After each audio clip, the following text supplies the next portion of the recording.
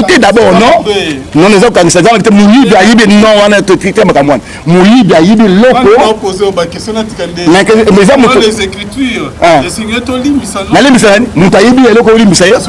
Non, ça c'est contre autre. Pour votre information, mais c'est qui Mouli, la loi est là. Non, la loi, non, papa. Et donc on a. Non. Ça, ce n'est pas le modèle. Ça, ce n'est pas le modèle. Ce que tu dis là, ça, ce n'est pas un exemplaire. Parce que c'est de son péché, parce qu'il a vu Moutoura Moussa dans Zambé. Il souffre de quoi? De son péché. Alors, yo, maman, biso to sala ba masum nzamba di misa biso pourquoi tu as biso to souffrir? Mais est-ce qu'il a demandé pardon? Il n'a pas demandé pardon. Mon aké ndenge aye ko zo Moutoura voilà. Moutoura na tina zu Moutoura na yo yibi Moutoura na ya ko ba na bando ko yango awa. Oyibi Moutoura na ya Jeep ya noir. Ya Nissan Istral. Moutoura na tsakango na vente pour na ke nate kana zo mbongo na tina musala nzambe. Na chi Moutoura na vente bango ba yibi Moutoura. Yango comme za soda azanga na auditoire mete bakangi akindolo. Pour nini entre temps balanda dossier pour azongisa Moutoura jusqu'à attendre quelque part.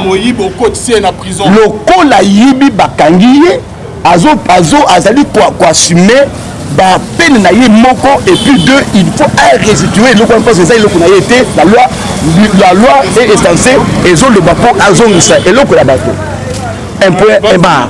Alors c'est comme ça que bazuye bakangi azana nani pour muto na chaki pango pona musala na nzambe na zombo na chaki musala na nzambe. Shalom, shalom, bien-aimés dans le Seigneur. Un grand merci à vous tous qui êtes connectés sur notre meilleure chaîne Zela et Alola. Et Sika Bonzambe et Kitarana Loyembo na Malwape na Misala. Bonzambe na Bonzambe Lola Ezofuta. Simana Toya Kolobake Nzama Boto Kwaye. Lisusu Wapi et Longo na pasteur Fezamisi à la bouche autorisée de l'Éternel depuis Zurich. Na Filomo Kwaya Motema Bivin c'est Domo depuis Londres. Na Mama Gisèle Lukelo. Motema Papa Emmanuel na Boston. Pierrot et tout. Donc, topé sur moté si qu'on zali. Boulou est toujours. L'arctus, plus, c'est ça? Merci beaucoup, mon confrère. Merci, Ndeko. Voilà, toujours dans le cadre, il y a quoi informé, bien aimé. Là, c'était mon confrère. Il y a autant de collègues. Dans le lot, tu as une émission, il y a très bien. Prophète Jean Félix. Shalom, papa. Shalom. Bonne santé, ça va? Oui, on est bien par la Seigneur. Tout le monde a un cas là. Qu'est-ce qui ne va pas au micro, au bungi, au zomo, dans la terre? Naza nangai na déclaré na ba émission soki nzamba zo pesanga conviction koleka et puis deux naza na ba charge à misala belé ba makambo belé je n'avais pas le temps ya ko ça ba émission c'est un peu ça on est là. OK, c'est bon, on est là. Dernier mot le bic koleka na émission so nzamba peso message à koloba na tout le monde on a émission mon chaîne moi aussi c'est from hein au lekani avec message moko o ke na yebeli ko za na ba message wana te prophète Jean Félix na moni zo komi au côté pe le kola baninga ya ko singa ba mbonga na ba émission l'homme de Dieu mais comment expliquer biso message un message parce que na landa qui yo vraiment bien te na me un peu comprendre au te. Ah oui. Donc tu as bien suivi le message là. Ah oui. Bon, avant que je parle moi, il faut que d'abord que je prie.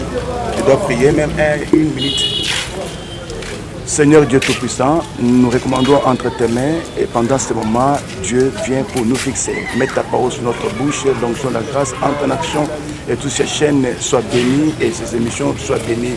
Ta grâce nous couvre au nom de Christ. Amen. Vraiment, je vais répondre à cette question-là. Oui, tu as suivi les émissions. Et je parlais sur le point de l'œuvre du Seigneur. Je parlais sur le point de l'œuvre du Seigneur. Ça ne veut pas dire que na coach na boîte ya batoyo il y a une émission où basala kamusala nzambe pona mabumu na bango bazua balia balata basala te. Toi tu nous connais bien, nous sommes parmi les hommes où basala la nzambe pas pona libumu mais pona bato babika bato baye banzambe. Non.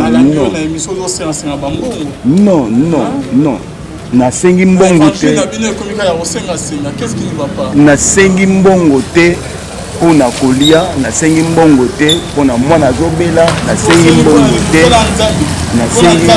Na sengi mbongo te pona ba faire songolo pakala. dans mon message, j'ai été clair. D'abord, le message n'a pas commencé avec le problème d'argent. J'avais eu un message qui venait de la part de Dieu.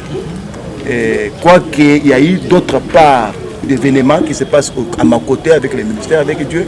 Mais le message que j'avais eu, c'était un message Oyo Sengraki et le Bama, parce que Zeraki n'a meeting de Nayango et pas dans Zambé pour l'édification et encore. J'ai parlé sur les mystères cachés lorsque quelqu'un a dit au Tchalobo Kunaye n'a moussala dans Zambé. Quand quelqu'un soutient l'œuvre du Seigneur, quand quelqu'un est quelque part, à même bon on a une orphelinat, quelque part, à même bon on a un prisonnier, à même bon on a na église quelque part, Tonga, à Zumambo on a Ati, à Moni, on a passé à Sungier le mystère caché lorsque Moutazaliko, si ma moussala dans Zambé. C'est ce que j'avais parlé. Et à partir de là aussi, j'avais parlé de deuxième partie. Alors, Bino Bozui, quand la première partie, dernière partie, des bateaux, Bino Bozui, Oyo Kangi. Mais première partie, Oyo Kangote. Alors, je vais profiter pour parler de la première partie. Parce que question d'un autre, et vous dites qu'on me bat une confusion, que non, c'est-à-dire que, il y a à côté de Moulongo, parce que yo pro son mona. Oui. Je me rappelle très bien quand on a fait l'émission côté l'église côté la fondation, je me rappelle très bien, c'est en 2017. Voilà, oui. On a un message, on a un message, yo kotipe na masolongo mbongo esilu koma odasu na mbongo te ya nolo bino tikanga pena la na lokola baninga na ko ape ozomwa treke. Et c'est d'abord. Vous êtes en Afrique parce que les autres langues de Costa Rica, pas en Afrique. Vous avez vu que vous avez pas moyen dans Mikolo, il y a pas moyen de susciter, pas bengagno dans l'église, donc comment ça mon Makolo. Donc le prophète déjà fait dire autre, il y a bela liboso à nous assurer monter en eux, non? Ah non, ça encore tika na ko ape au Singambo, net baninga na ko escroquer au nom du Seigneur. Yo, il faut nasser d'abord, je dois répondre. Avant de répondre à Moutunawana, je dois parler d'autre chose. Alors ce que je passe quoi? Vous avez parlé un message très, très capital. Bolanda Moutuna est très capital, mais Moutunawana est Uchi Wapi, et Uchi na Makamwa le Baki. Je vais prendre même 5 minutes sur le point de Makamwa le Baki. Na lobelaki bana na Nzambe, na lobelaki patonyoso. Le message que j'avais donné, c'est un message qui concerne tout le monde. Nous sommes de la païen, nous sommes de la païenté, dans la religion nini, nous sommes jusqu'à Zali, le message qui concernait le peuple nyonso, puisque nous sommes se retrouver. Le message c'était quoi? Était ceci.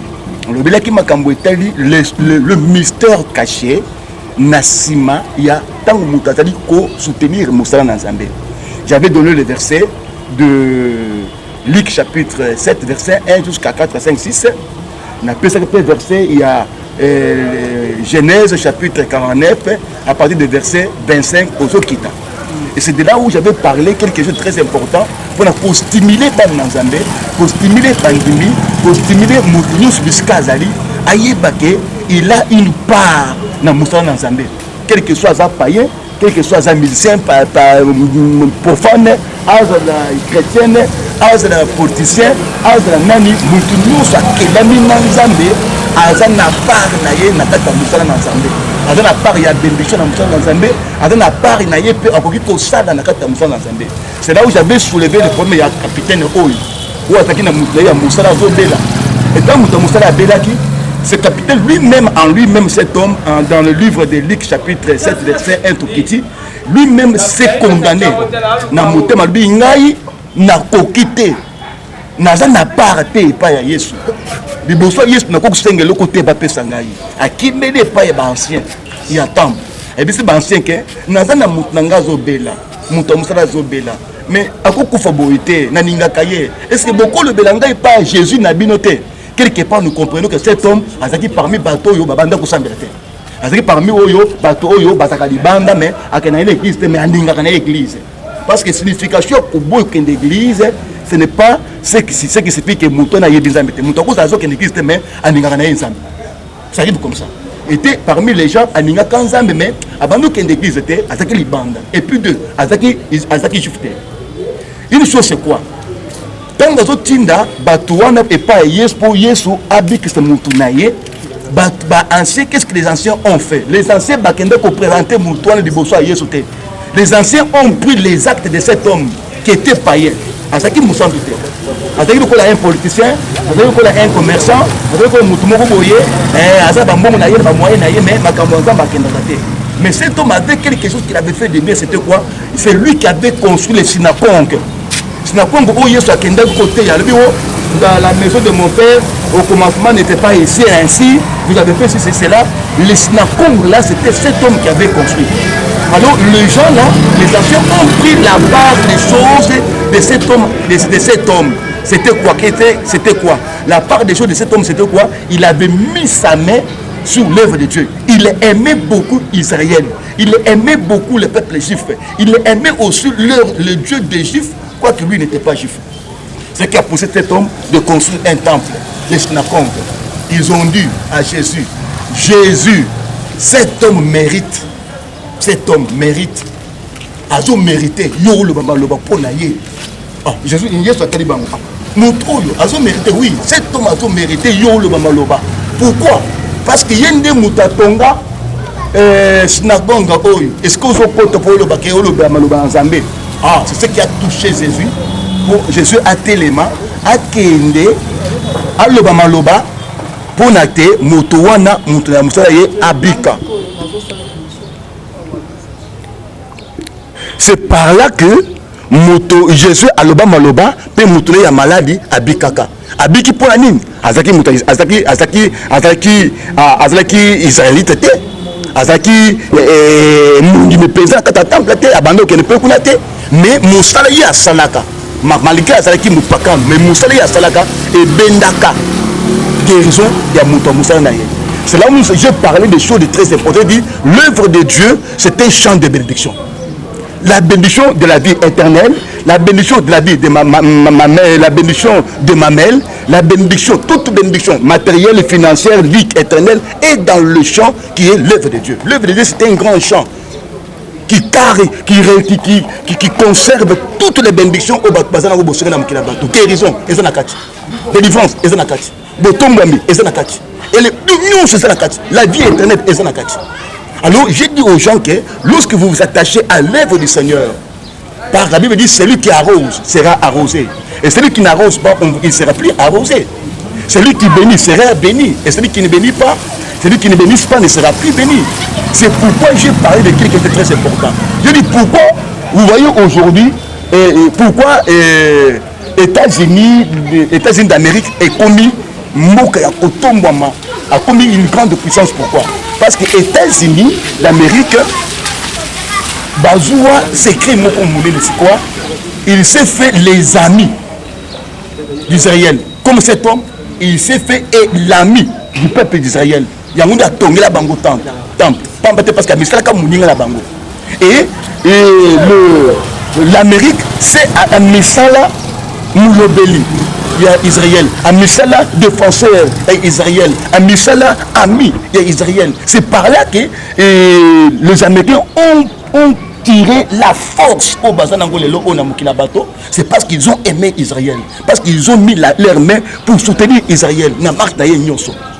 Vous voyez, j'ai parlé de ces grands mystères. Lorsque les gens s'est fait l'ami, les amis, dans Batobazo Misala Baninga Moussa Nazambé. Et comment? Discours aux alliés, église au cours des églises à la yote. Je dois prendre quelque chose très important, même brique, même quelque chose. Moi, parce que je viens côté à combat, même bâtiment, même tol. Non, je sais qu'il n'a pas fait du Seigneur.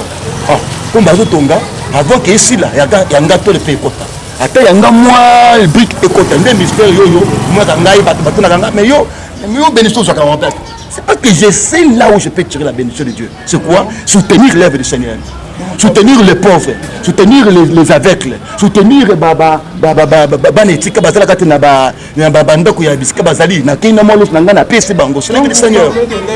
c'est en tout. Papa, parle si je vous comprends bien. C'est qu'avant que vous ayez la bénédiction, vous avez solution la maladie, solution et il faut d'abord donner, c'est ça? Non, il faut soutenir, je ne vais pas donner. Être doué à l'œuvre du Seigneur. Il faut être quelqu'un qui aime l'œuvre. Vous parlez de soutenir, papa, il faut soutenir. Merci, je vous comprends même. Et dans la bannière, nos collègues, nos ressources, nos commissions, on dirait, à retenir avant que tu aies la prière, tu n'as $200 dans son santé, tu n'as $300 dans son baki, tu n'as pas avant que tu aies la prière, avant que tu aies ta solution au problème. Non. Voilà, tu as bien parlé. Mais l'œuvre de Dieu, quand je parle, ce n'est pas seulement donner. Quand je parle de soutenir l'œuvre de Dieu, ce n'est pas seulement le donner. L'œuvre de Dieu, nous le soutenons d'une manière à dire. Comment? Un intercesseur. Alors, ce n'est pas Zambé. Il est là pour intercéder, pour la personne dans Zambé, pour la personne dans Zambé. Il soutient l'œuvre du Seigneur. Celui qui est dans son côté là-bas, il fait l'œuvre du Seigneur. Celui qui a la prédication, il fait l'œuvre du Seigneur. Vous voyez, l'œuvre de Dieu est un habité ni évelé. Il fait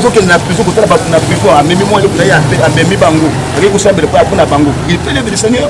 Celui qui part à l'hôpital pour prier pour les malades, il fait l'œuvre du Seigneur. L'œuvre du Seigneur, ce n'est pas dire que prêcher ou donner l'argent, c'est l'œuvre du Seigneur. Non, non.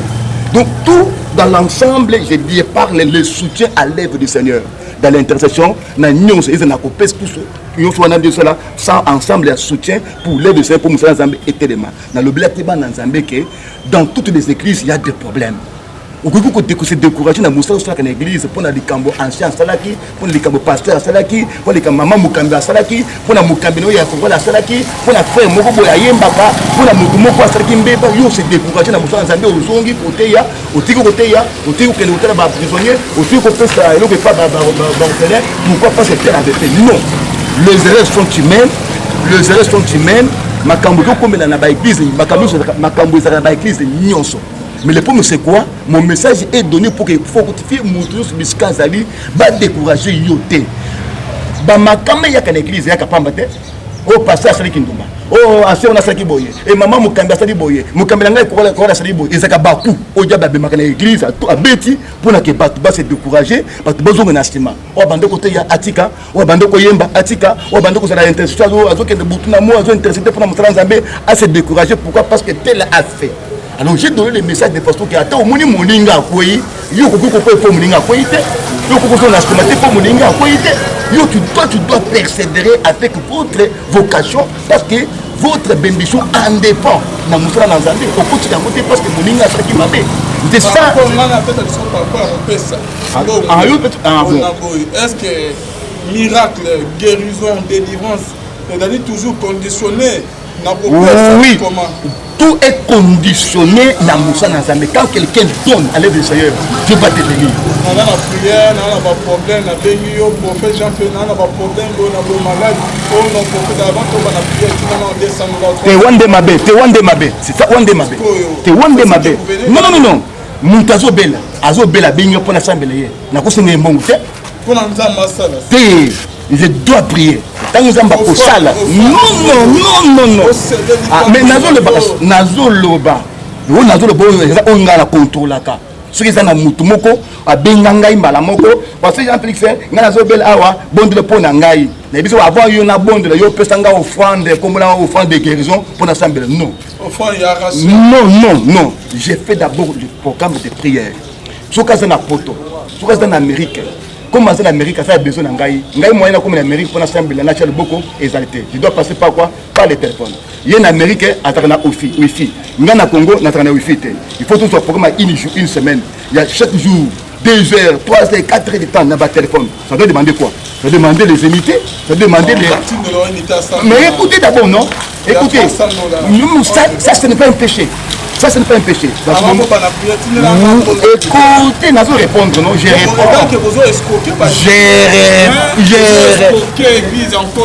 Non, ça, ce n'est pas l'escroquerie. C'est escroquerie. La Bible dit, celui qui... Non, non, la Bible... Non, non. Mais là, je réponds, non. La Bible... Ce n'est pas l'escroquerie, ce n'est ni l'escroquerie, ce n'est ni escroquerie, ni détournement. Alors maintenant, je réponds, non. Je réponds, non. Voilà. C'est-à-dire, nous t'avons aux États-Unis. La Bible dit, Mobeli, nous avons posé dans Munganga. Nous avons Beli Nanda, à Kubimanda, nous avons Kewa Pinangumbe. Kuluka munganga kwa kuluka yete kwa ke nango mosani voie de transport fois tambo akende kokoma iske munganga zali ko munganga sali ni a considérer parce que yaza na poto abengi awa popo to sambel nzamba lobi to ça pour ma 2-3 semaines munganga saka ba pour ma ba un mois ba 2 semaines ba 3 jours non non il y a aussi les non aussi ça peut non ce n'est pas ça ce n'est pas ça alors par là et c'est un programme parce qu'il y a des programmes et des programmes il y a des cas et des cas bah quand nous c'est quelqu'un de mon côté. Il y a des cas où on peut appeler, tu pries de ma camouflage. Il y a des cas qui demandent un entretien avec cet homme-là, qui est loin.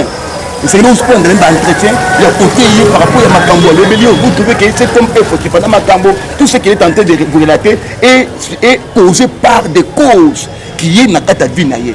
Et tant qu'on a Bengio, ils ont un temps à Bengio pour 2 minutes à expliquer Makambo. Mais il faut expliquer Makambo. On va nous faire que nous sommes dans cela. Pour ailleurs, non, c'est d'abord.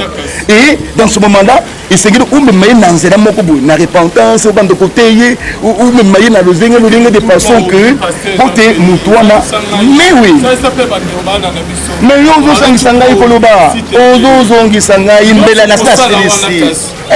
mais non, écoutez d'abord. Je ne peux pas aller justement au but, donner une réponse brute sans avoir l'explication, sinon ça sera mal vu et mal écouté. Non. Écoutez d'abord, je réponds.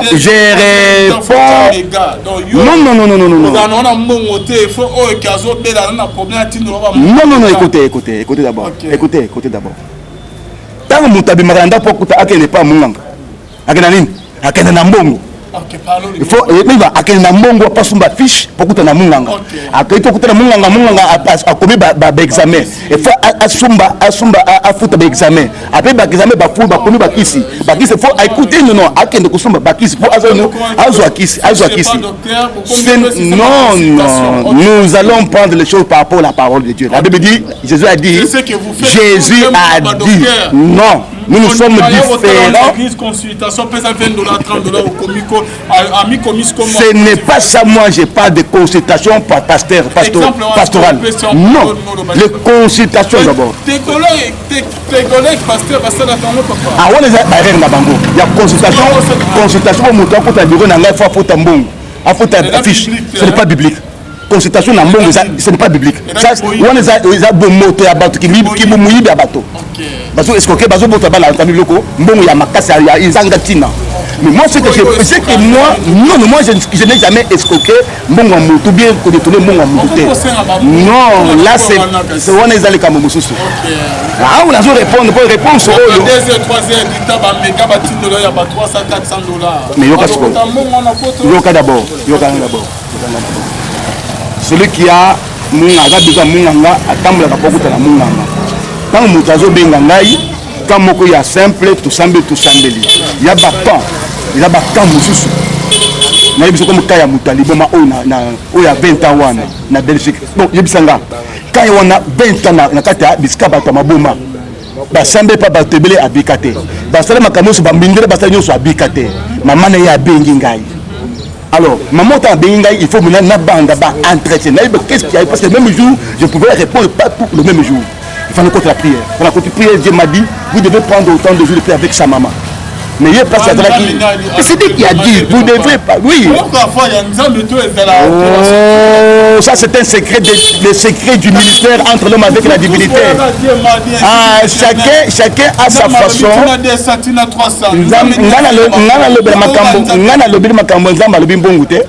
C'est là le bien Cambourg. Mais écoutez, non, mon frère. Mon frère. Non, même alors tu ne lis pas la Bible. Tu ne lis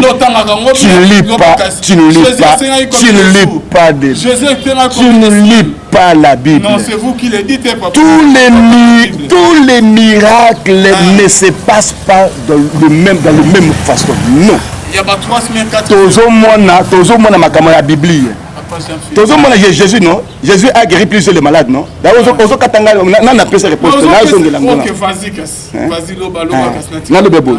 Jésus a guéri plusieurs malades. Avec la guérison. Avec le mousseau, il soit cause, poto, ma belle, poto, à Sangisi, à parole na miso. A fait guérison. Pourquoi? Il y a tout un échelon. Ici, écoutez non, mon frère, écoutez non. Ici à l'objet, mais quand on parle les heures, quand on parle dans le minute, il y a quelque chose qui peut se passer dans quelques secondes. C'est comme celui-ci, on a dit, tu es déjà guéri. Vous êtes déjà guéri. N'a pas lèpre. Mais bah, ok, la banque là, de précipité. Ok, le caca, de précipité. Bon, comme il dit, na pembe na mbok na bango, de précipité. Mais na pembe, mais ta distance pour ici là où t'aki. Quand Jésus a parlé, guérison est kotaki. Mais ça demandé un peu de temps qu'il dit, il a que se manifester. Jésus, Dieu agit automatiquement. Quoi agir, mbalamoko, tout comme quoi agir, avant même moutouna c'est là. Il y a ma bonne de lui, Dieu agit tantôt de manière avec l'autre.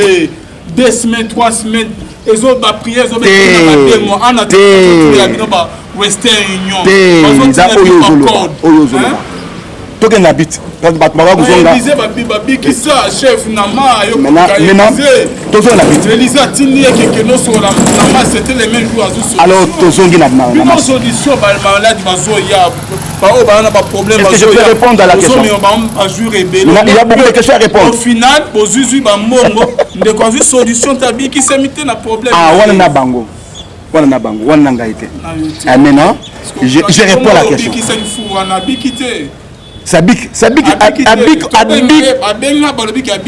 non le bien abikité on dit bomo lobby que oh que ba misu ba prier le ndenge na ndenge il est là mais abikité mais abiki en raison raisonner bien tard le rapporteur benga que ce moment en direct à témoigner ah na bien maman en direct pas témoigner on va abikité yondo lobby boyo yebi était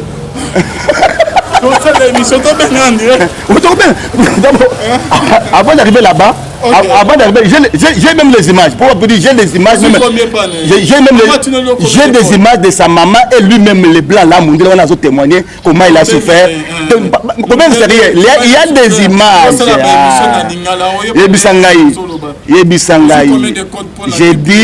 J'ai dit, il y a colobaté, il y a un témoignage, il y a un mundele, na maman naye, na batbaba yebi di kastation ya mwana mobali wana pendant 22 ans na kati ya liboma.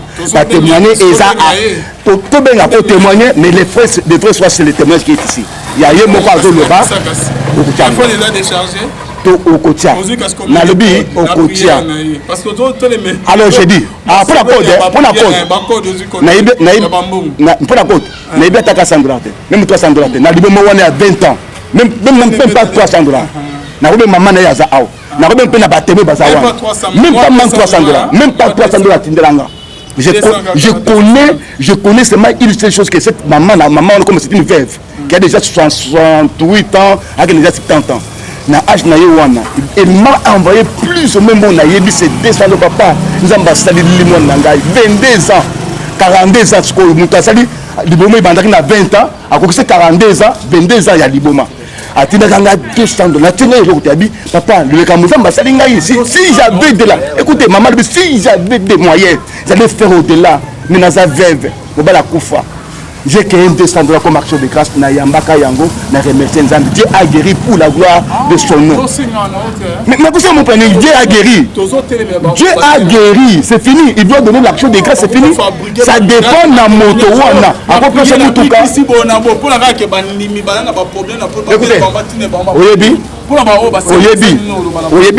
Écoutez, je pouvais me taxer cette maman.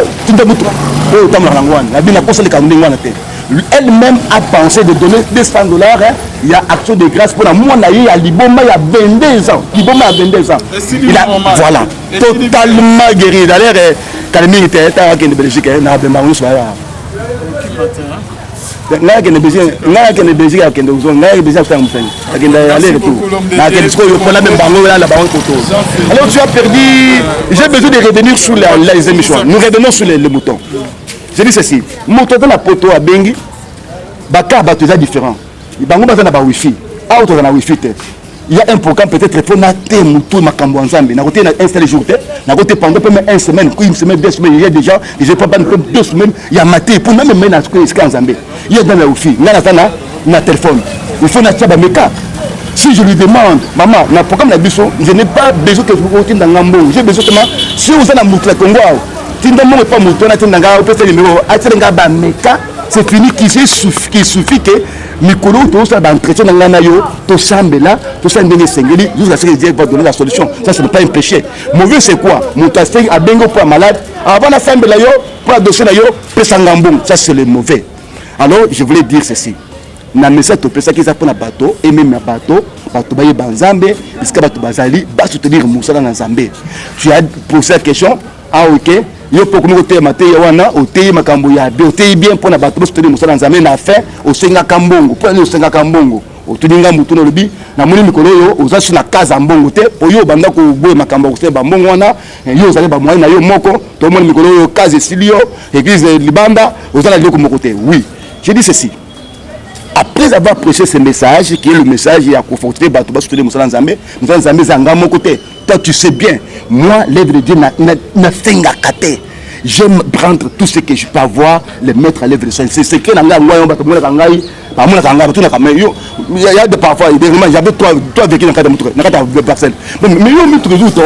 J'ai fait l'œuvre du Seigneur convenablement. Au tel nombre de personnes à Bango, mais parfois à Vinanga c'est différent. Au tel nombre de personnes au tel porte bac l'église. Bah mon nombre batala oinga nazali batala o nazali batala na bato ba il y a une différence parce que je ne sers pas Dieu pour avoir de l'argent, je ne sers pas Dieu pour la liberté, na servir Nzambe avec mon témo de ma bato babika. C'est Dieu qui me bénit, c'est Dieu qui sait comment il peut tendre la main pour me bénir. Vous voyez? Alors, je vais parler au peuple qui va soutenir nous. Puisque vous allez au monde, tonga, na orphelinat, kuna bana balali nanzala, bato bazana pas problème ba orphelinat, de massacre ya loso. Intercession kuna, vous allez intercéder pour Moussa Nzambe, bato pour Moussa Nzambe. Alors, c'est ce que j'avais donné comme message. Parti où le Bawana, il y a un Nasenga qui m'a pour la naïté. Vous savez bien, moi j'ai eu un problème. J'ai eu un problème dans l'église. Qui est quoi? Tu sais, je suis sur Matongé. Vous savez combien coûte Matongé payer une maison à Matongé, toute la parcelle? C'est combien par mois? Yo moko yebina Matongé, ah le pas mobimba, ndako mi balé à minene, espace à minene à côté église. On a combien par mois? Et j'ai payé mon argent. Maman était mon côté. Na 50 minutes, mon côté un franc. Na zumon na autant na PC. J'avais fait l'erreur. Il y a coupé ce moment au nom de l'église. Na sali contrat de bail au nom d'une personne. Mais quand l'église est coachée, mon colo le temps on a la porte à Londres. À apprendre le temps on a combien dans l'église. À soulever dossier. Na ba habitant. Tant que nous habité, yo ezali pour na yo na ban na yo ezali place l'église était. Ce que vous qui en pour l'église, il faut le comme cette église, yo pour dans ma église. C'est ça les règles que j'avais connu. Alors automatiquement d'office il faut l'église et contacter. Sur côté droite, il faut être libanda. Automatiquement parce que les place l'église est bâtie qui il faut pas être libanda et c'est comme ça que l'église to de mission place wana to mo que nous sommes na bangomba pour la quelque place. Il y a pour je pas ça monnaie n'a pas toujours place wana bien construit, déjà bien construit na makabunyoso. Alors, il faut mettre tout le place sous autour de ban Nzambé. Alors, j'ai mis, comme je n'en fais pas de moyens, j'ai mis, j'ai mis ma dip na vente pour la tête du plan. Nous sommes bons, na tia Moussa Nzambé, na boyé ko tendre ma boko. Na dip na vente, j'ai un dossier au parquet.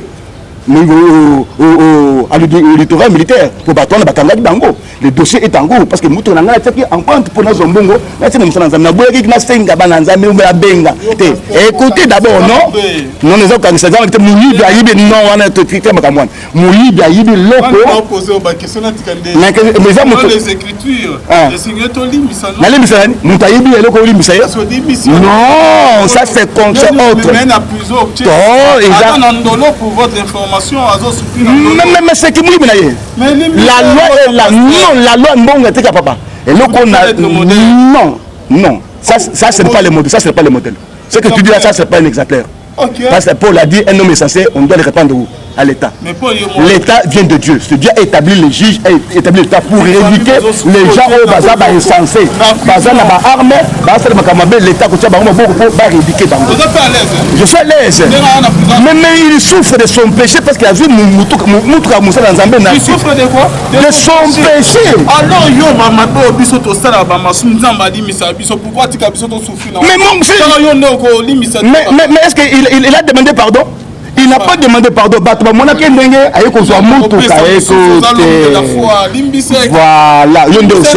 comme au Sengi, on est ma caméra, c'est une émission.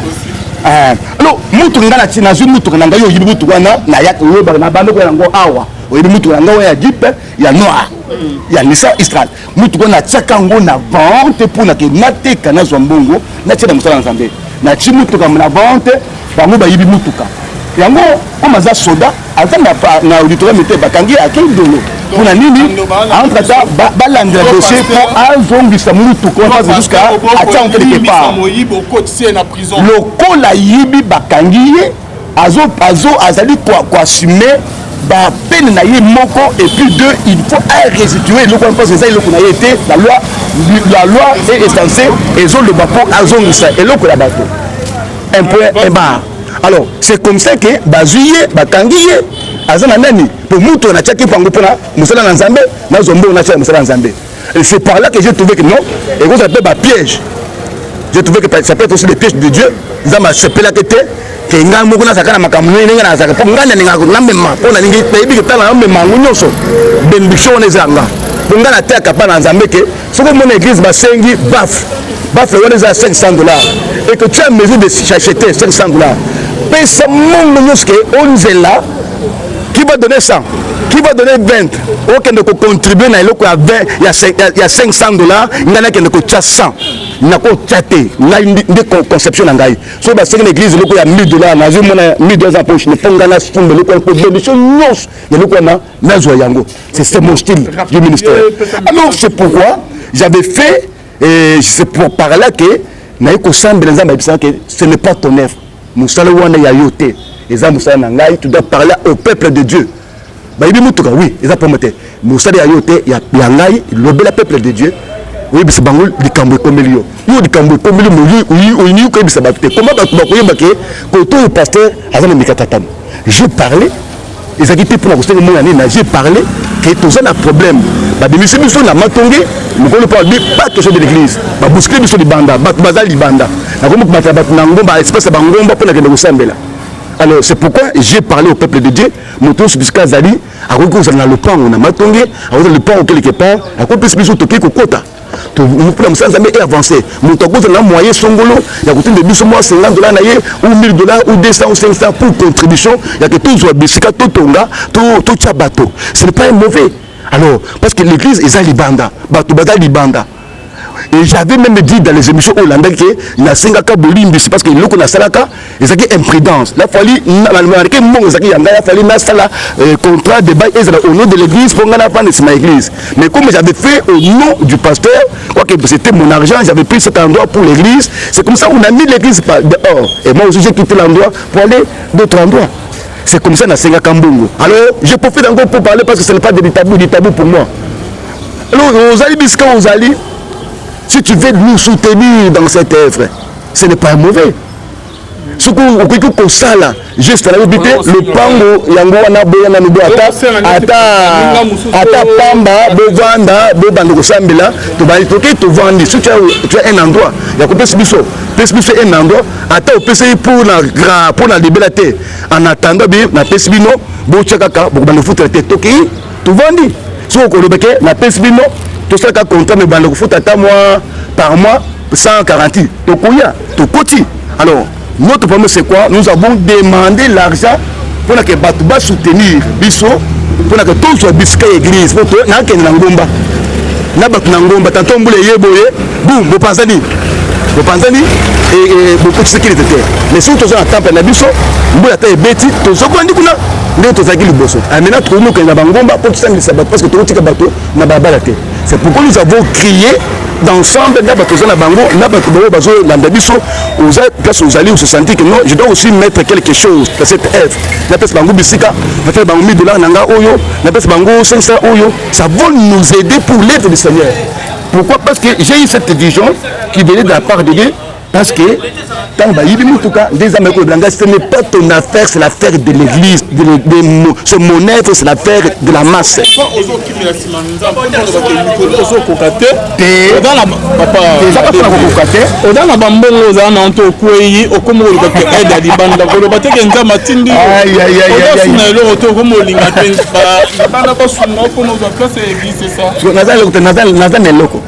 Pour Jésus-Christ, et l'équipement Bendenos, c'est Jésus-Christ. J'ai Jésus-Christ, qui est plus que l'or, plus que l'argent, plus que le mituka, plus que tous les moyens. Les moyens que j'ai, c'est Jésus-Christ. Je suis capable de faire tout avec Jésus-Christ. J'ai la fierté avec Christ. Les moyens, nous sommes les moyens. Nous sommes les moyens. Nous, ce n'est pas les moyens. Les moyens, c'est ce que j'ai. La foi, c'est les moyens que j'ai. Avec la foi, j'ai tout est possible. N'a pas somba, n'a pas tonga, n'a pas voyager avec la foi. Donc la foi en moi, c'est le moyen le plus important que tous les moyens que toi, tu estimes. Merci beaucoup, professeur Jean-Félix. Merci d'abandonner. Alors, au mingi, monsieur Kayo, Belinga Mingi, Ngai Naza, un message direct vers les enfants de Dieu. La Bible dit quand vous arrivez dans une ville, renseignez-vous. Là où se trouvent les filles de paix. Les filles de paix. Tous les filles de paix, les fils de paix. Obayebi Nzambe, Baninga Kanzambe. Et dans la Congo, et dans Libanda, tu peux nous soutenir pour que Moussala Oito Banda et celle déjà et Koukou et Bungate. Nanzena yo okuko telemisa yango nanzena yo ekokipe continuer marche ndenge zalaki et Dieu ne manquera plus à te bénir parce que ozali maman na ngai papa na ngai ndeko na ngai leki papa vraiment to sengi lisungi na yo mwana Nzambe ata osambela kate ndenge sentinelle oyo abande osambela te na tonga temple pour na bana Israël yango lisaki ke Yesu tanga yaki il a répondu na likambo zaki na yango ata osambela quelque part aux musulmans aux catholiques aux kimbanglistes aux mutabete de toutes les églises qui existent dans cette ville au Congo ou du Banda aux yoka monoko tozo le belayo et que aux na iloko au kanga mutemete car l'église est à Libanda tous le senga il y a des sungi na yo comme Beki et côté de Moussala ou Ninge Poya et Ninge Koufa et Téléma et continuer marcher ndenge zalaki. C'est ça le message qu'on a appelé ça qu'on a écrit au Landaki. Il y a un peu d'ensemble pour répéter encore trouver encore cette occasion de parler. Na Niango pour que bana zambe balanda. Tout ça n'a besoin na bino. Tout ça a besoin de soutien na bino.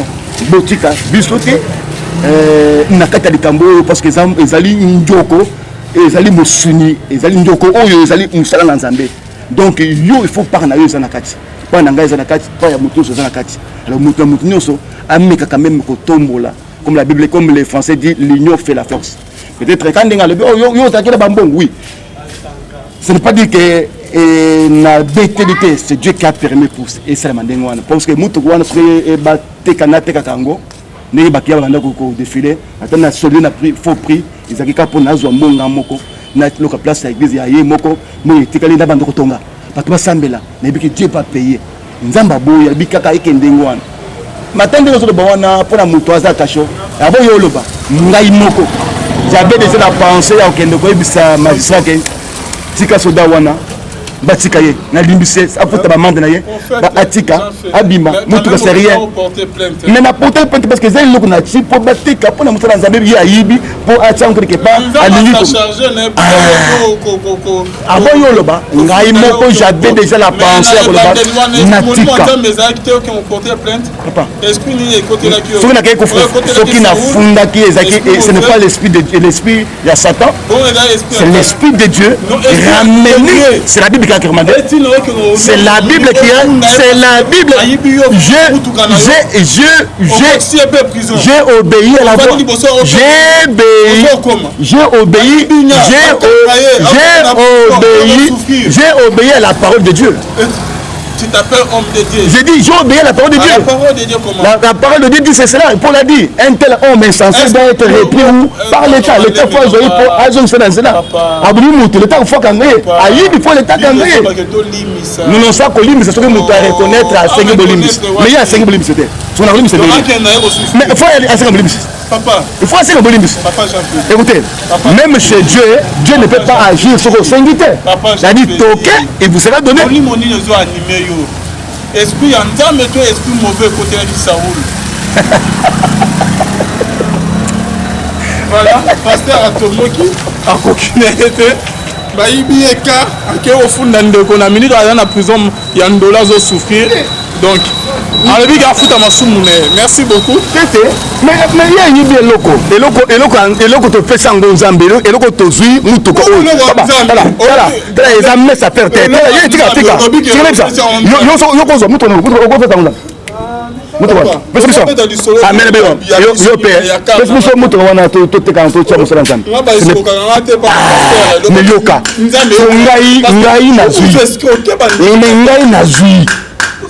Et puis mongo wana na je mongo anga wana te ezapé mongo utile ka mulimité mutu ko wana na je biso même mutu wana ezami mutu utile ba dimate kina ba fond de tel eza e muta na lolenge na ngana na makamala na sala ka mutu na sala ka makamala ngai et utile na misala nga maboko isike nzamba ba pambola ngai na je mutu kana pesi nzambe bateka bona musala wa nzambe etambola po musala nzambe sala libanda papa non mais musala nzambe eza libanda bato ata libanda ça charger na eza mutu kana ote on peut se qui en nzambe mais nous sommes là pour nous plaidons la cause de Dieu nous plaidons la cause de Dieu nous plaidons la cause de Dieu c'est la cause de Dieu que nous plaidons oui nous sommes les avocats de Dieu sur la terre des hommes nous plaidons la cause de Dieu oh mais c'est ça mais c'est la Bible non ma cause c'est le moment tu ne lis pas la Bible.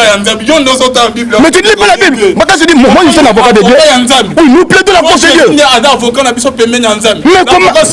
Vous savez, nous plaidons la cause de Dieu chaque jour en travers l'évangile. Pour que les gens qui ne connaissent pas Christ puissent connaître Christ. Ceux qui ne veulent pas croire doivent croire. Nous plaidons la cause de Christ. Merci d'être venu, prophète Jean-Félix. Merci à vous tous qui nous avez suivis. Alors le plus message c'est quoi? Il ne faut pas enterrer le message. Le plus message est que le peuple suive le message que nous avons donné de soutenir l'œuvre du Seigneur. Partout où ils sont, vraiment, nous avons besoin de leurs mains, de soutien. Les miracles ne sont pas conditionnés. Les miracles, tout ce qui appartient de Dieu. Moi, je ne parle pas ici de miracles.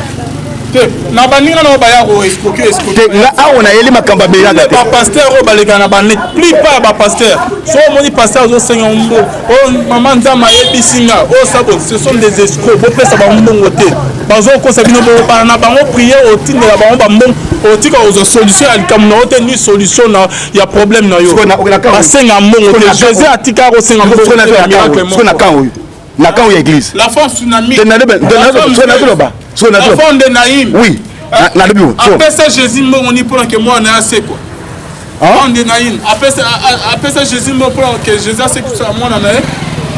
Chèvre que belle mère il y a Pierre Azan non Jésus. Ah ça chèvre on a pas ça un mot. Hein? Dans la Bible non? La bénédiction est gratuite. Non continuez. Continuez pour gagner la boîte. Boité, il y a piscine, il y a Bethesda. 38 ans, il y a maladie. Jésus a dit à l'objet que prends ton lit et marche. Il n'a pas demandé l'argent. Il n'a pas demandé l'argent. Il n'a pas donné l'argent. Dieu nous a donné gratuit, nous donnons gratuit.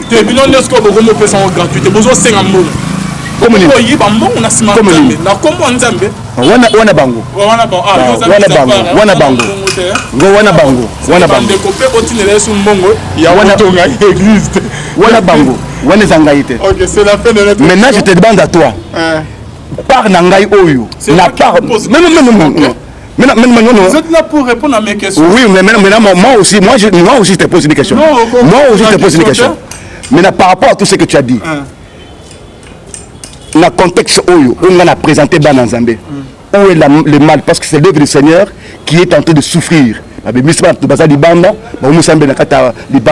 Que Matangomba pour me commis limité. Et nous avons besoin de soutenir Moussala Nzambe, l'œuvre de Dieu qui est déjà existé.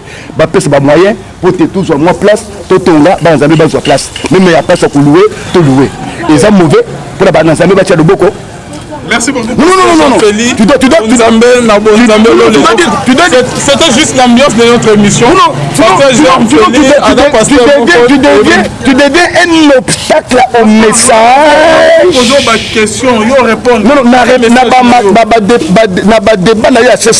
Tu as dit ne donnez pas l'argent.